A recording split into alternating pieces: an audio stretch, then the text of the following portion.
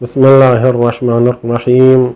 آیت العظمہ سے سستانی فرماتے ہیں کہ اگر کوئی شخص سہون طواف میں اضافہ کرے تو اگر رکن عراقی پر پہنچنے کے بعد یاد آئے تو زائد چکر کو باقی چکروں سے ملا کر پورا طواف مکمل کرے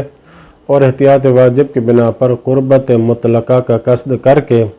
یہ طواف واجب یا مستحب کا تعین کیے بغیر انجام دے اور پھر 4 رکعت نماز پڑھے،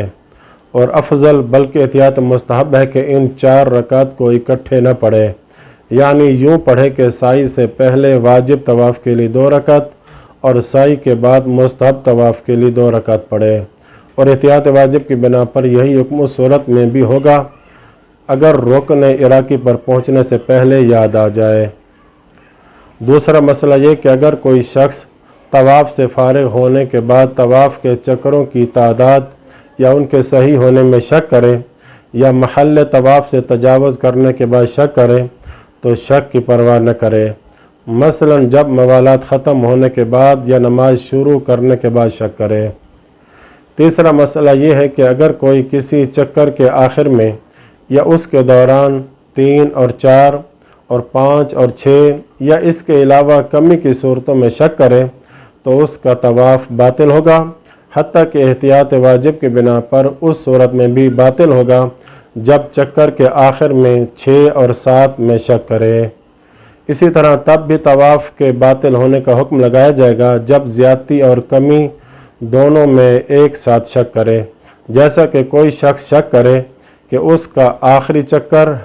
6واں ہے یا 7واں یا 8واں۔ آیت العظمہ سستانی فرماتے ہیں کہ اگر کوئی شخص 6 اور 7ویں چکر میں شک کرے اور حکم سے لا علمی کی وجہ سے 6 پر بنا رکھے، یعنی 6 قرار دے کر طواف جاری رکھے اور اپنا طواف مکمل کرے اور پھر یہی لا علمی تدارک اور جبران کا وقت ختم ہو جانے تک جاری رہے تو اس کا طواف صحیح ہونا بعید نہیں ہے۔ اور دوسری بات یہ کہ طواف کرنے والے کے لیے اپنے طواف کے چکروں کی تعداد گننے میں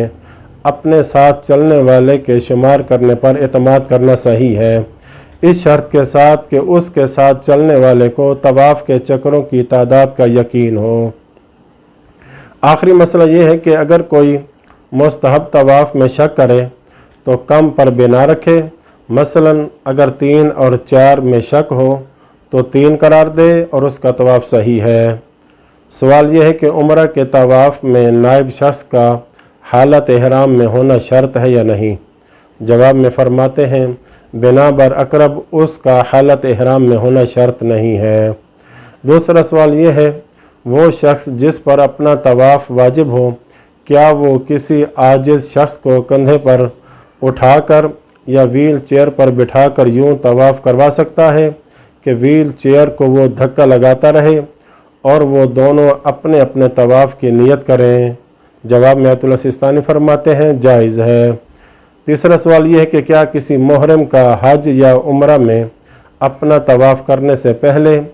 کسی کے واجب طواف میں نائب بننا جائز ہے؟ جواب میں آیت اللہ سستانی فرماتے ہیں جائز ہے۔ وصلی اللہ علی محمد و اہل بیتہ الطاہرین۔